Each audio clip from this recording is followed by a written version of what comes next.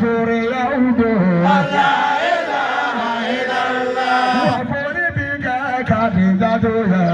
la ilaha illallah wa boina na karamo fa la ilaha illallah wa ina na shebo bai fa la ilaha illallah udu ya rabu ya de la Mahabado la ilaha illallah manita se kama babunya la ilaha illallah bayara bi moko babunya la ilaha illallah mani bonya la ilaha illallah wali bonya la ilaha illallah Shebo bai boya de la ilaha illallah wa gode mo hono ma fana de la ilaha illallah ma ba bi ma ba boya de la ilaha illallah kala tunda mo ko ba boya de la ilaha illallah soli de ka la kala ka la ilaha illallah Mokoba ukoya la ilaha illallah Sori saya Allah kelaka la ilaha illallah Wa kausara Muhammadu la ilaha illallah Wa kausara ya Rasulullah la ilaha illallah Wa buye pora Muhammadu la ilaha illallah Shaykara Mahola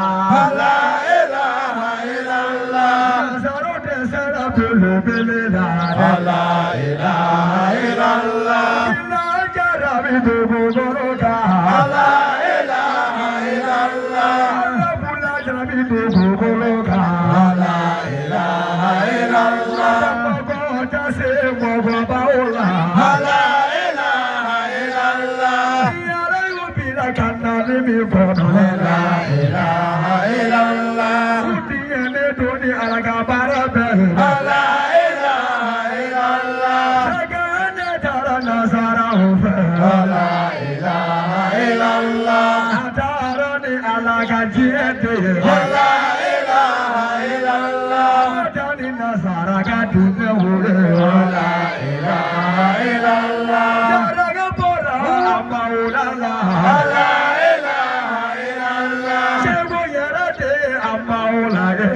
la ilaha illallah boli uchana komo uchana la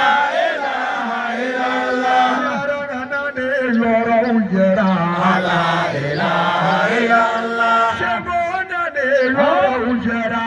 La ilaha illallah Nana Quran nana La ilaha illallah Punyudira karamoma La ilaha illallah Boluga punyudene La ilaha illallah Mauyi punyudene La La ilaha illallah ya laifunya duburuka la ilaha illallah mauta sigi dogo yade la ilaha illallah punya mati yarangama la ilaha illallah mau bi punya jina ubi punya la ilaha illallah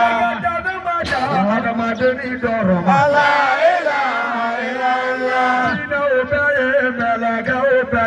La ilaha illallah Siri ubaye kaoba ubaye La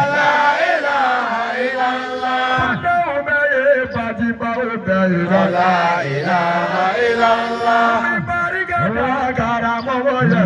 La ilaha illallah Baladu karamo ubaye La ilaha illallah Sori saya Muhammadu ka La la